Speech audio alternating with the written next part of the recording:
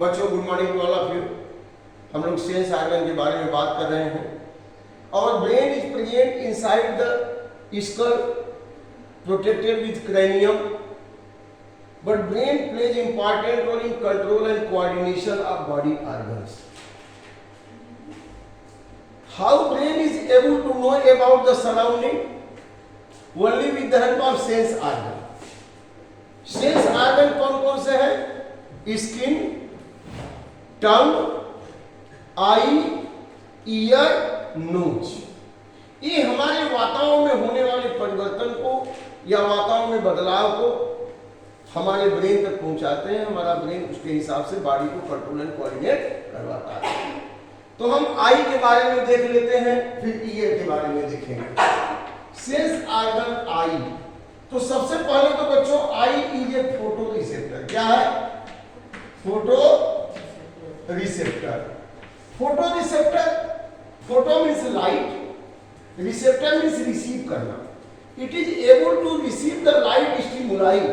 जैसे हमारा स्किन है, थैंक यू बेटा, जैसे हमारा स्किन है, touch stimuli, heat stimuli, cold stimuli, pressure stimuli सबको रिसीव करता है। वैसे हमारा आई किसको रिसीव करता है? लाइट।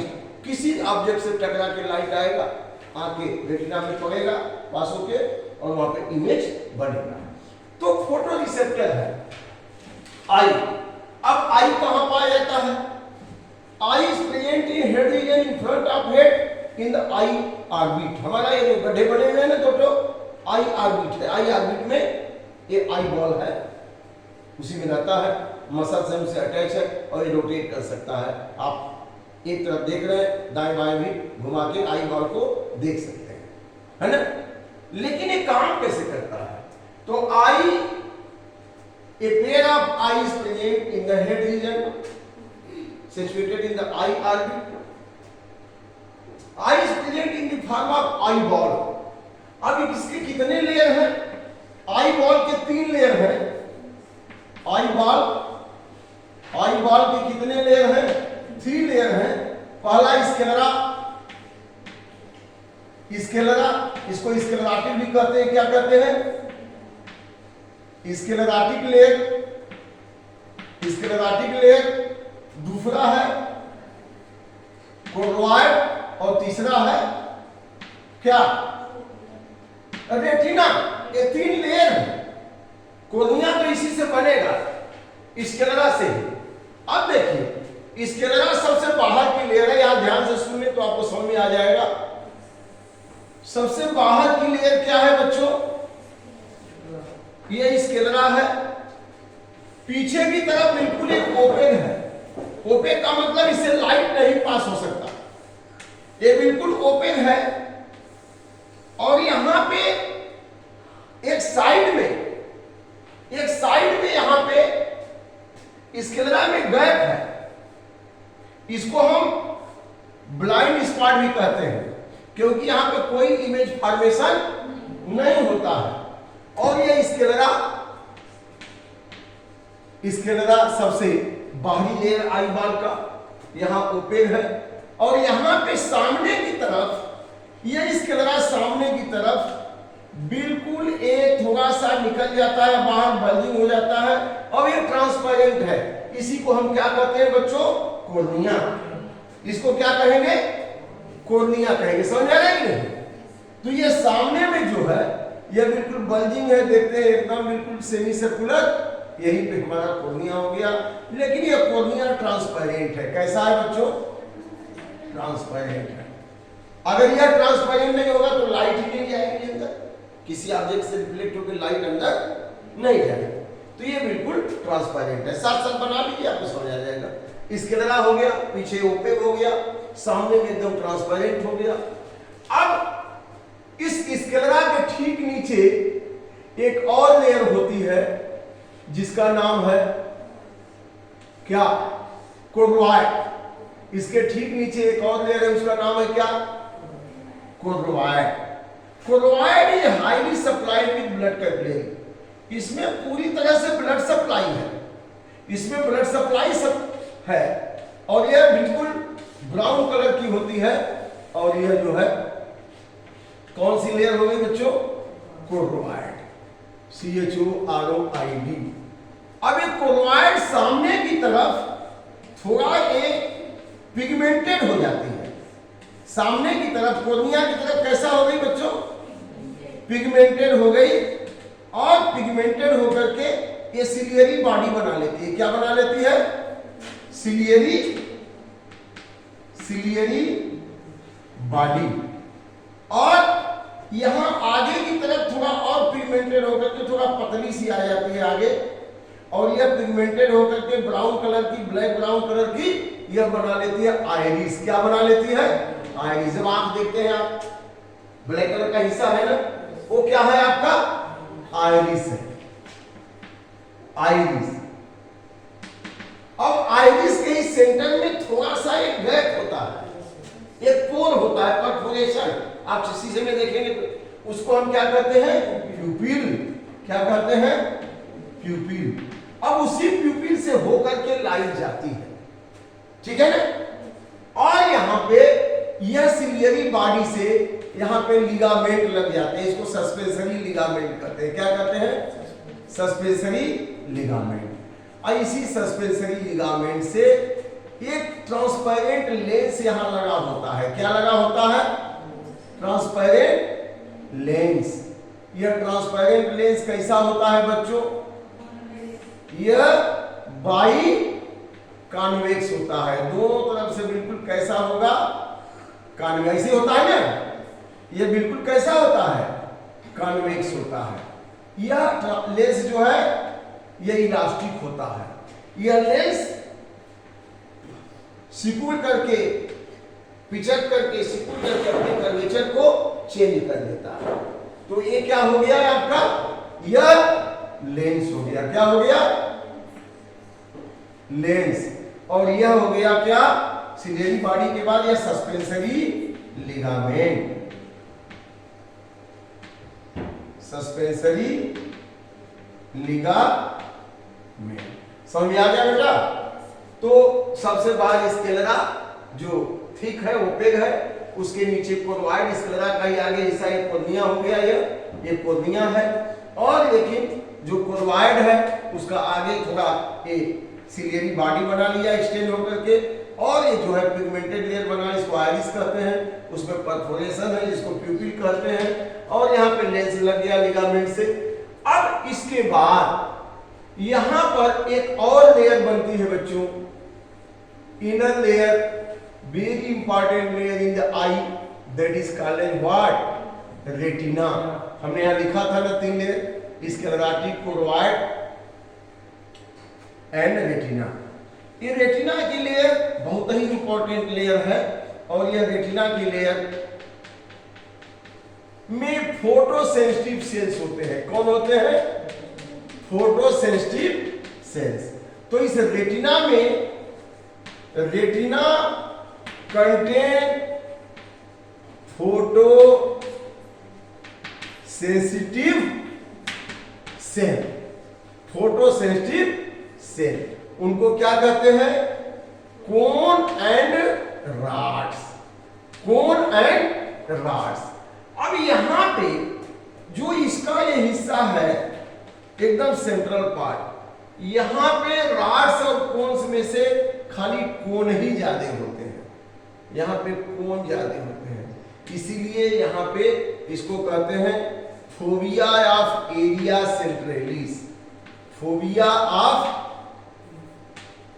एरिया सेंट्रलिस, या इसको कहते हैं एलो स्पॉट। क्या कहते हैं, एलो। अब नीट के एग्जाम में आपको पूछेगा कि in which part of retina sharpest vision formation occurs, सबसे शार्पेस्ट विजन फॉर्मेशन कहां होता है, तो फोबिया ऑफ एरिया सेंट्रलिस या एलो स्पॉट। और कहां विजन फॉर्मेशन नहीं होता है, तो यहां पे जहां पे न तो रॉड है न कोन है, इसको कहते हैं ब्लाइंड स्पॉट। क्या कहते हैं, ब्लाइंड स्पॉट। और यही से तमाम सारी ऑप्टिक नर्व निकलती हैं। क्या निकलती हैं, ऑप्टिक नर्व, ऑप्टिक नर्व। तो यहां से ऑप्टिक नर्व कहां से निकली, ये जितने रॉड्स एंड कोन्स हैं, इन्हीं में से बाइपोलर नर्व मिलेगा, इसके बाद ऑप्टिक नर्व लगेगा। तो पहले हम आई के बारे में देख लेते हैं, फिर उसके बारे में देखते हैं।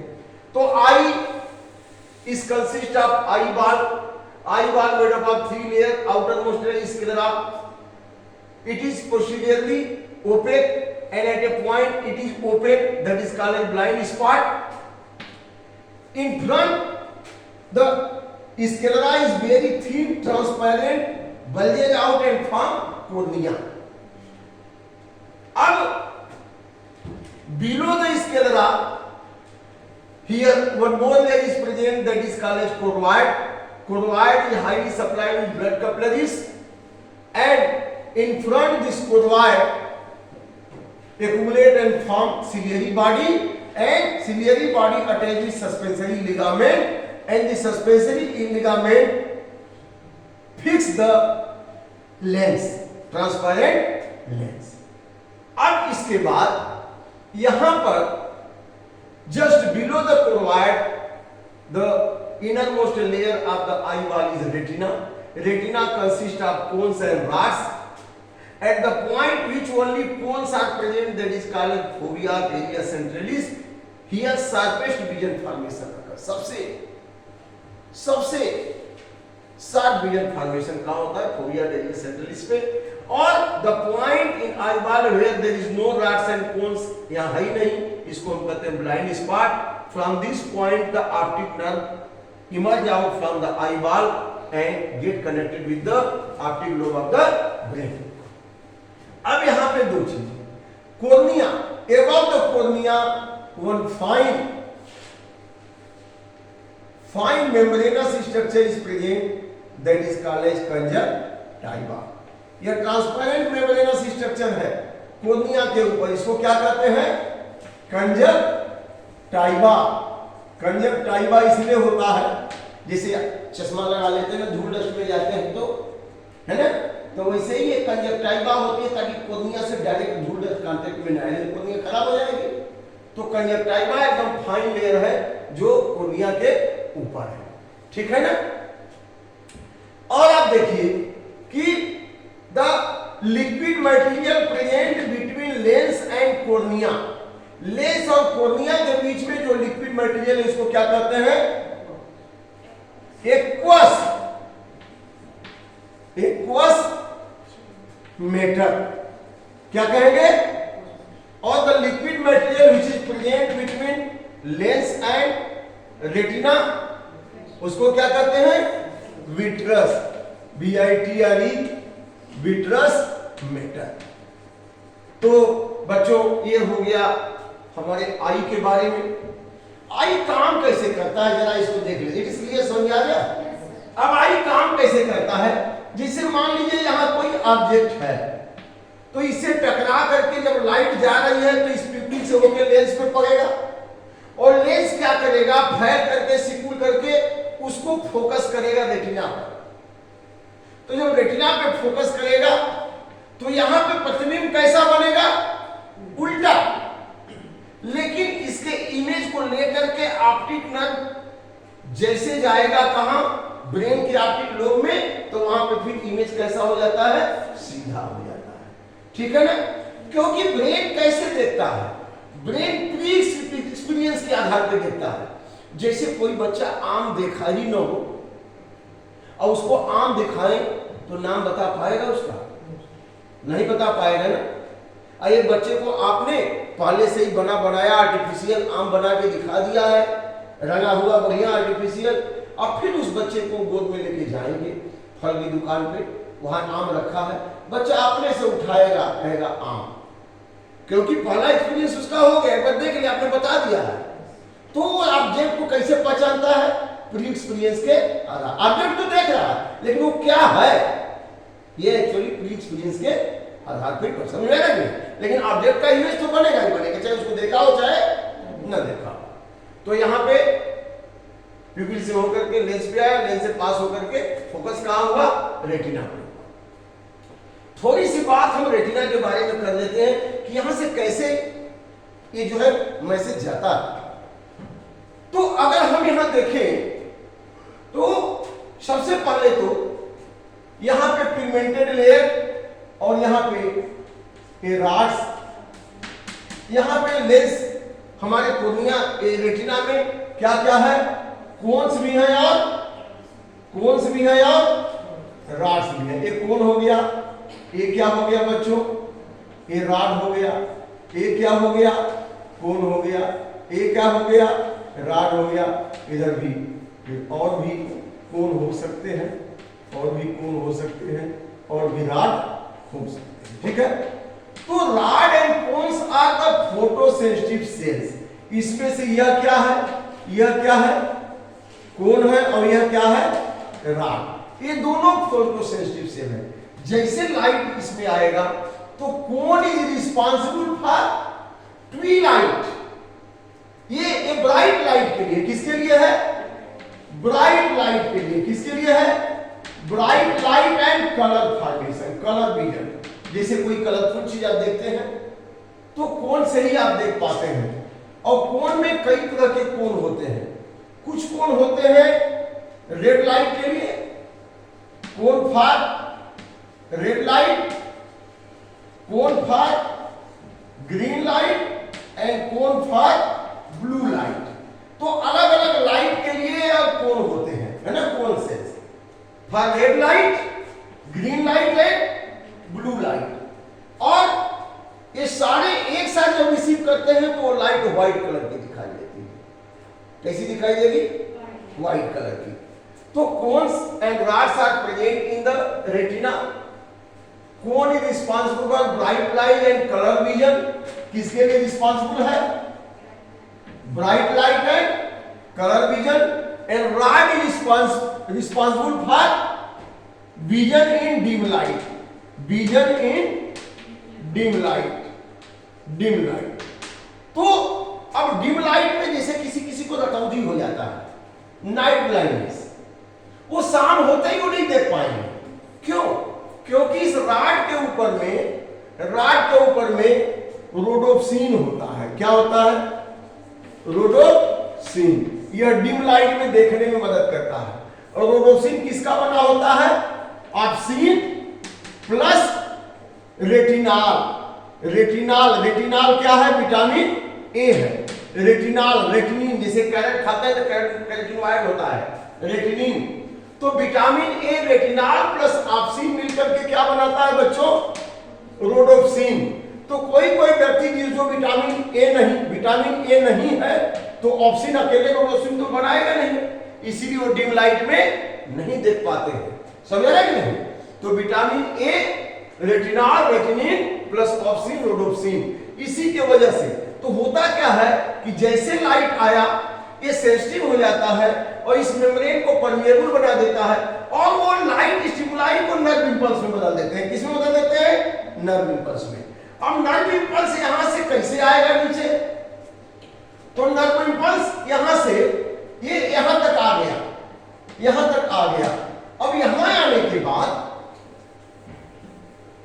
यहां आने के बाद नीचे में बाइपोलर नर्व है। क्या है, कौन सी नर्व है, एक्चुअली बाइपोलर नर्व में दो पोल होते हैं।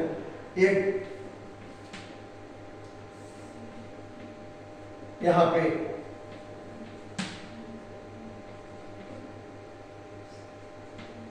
एक्जान होता है और यहां पे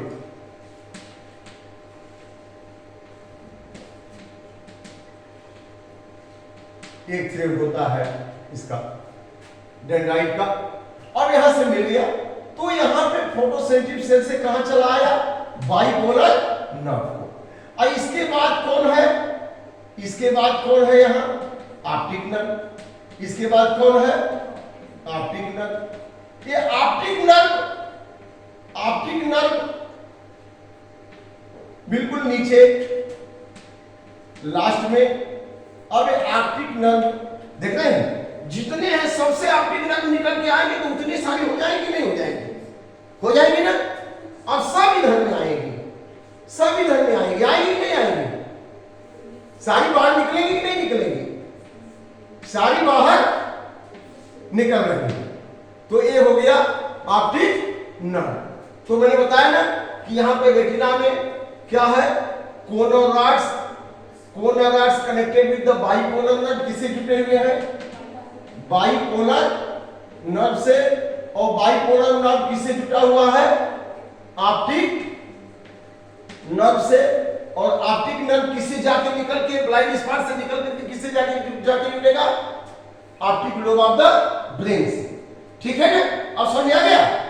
तो जैसे ही इमेज यहां से आया, रिफ्लेक्टेड लाइट उस ऑब्जेक्ट का, जैसे ही reflected light from object passes through the pupil reach on the lens focus it on the retina, then image formation occurs, then this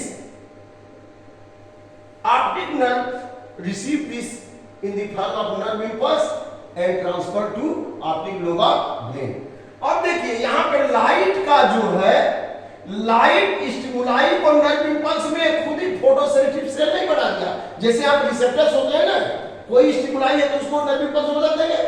तो यहां पे लाइट स्टिमुलाई को नर्व इंपल्स में कौन बदल रहा है? कोन और रॉड्स।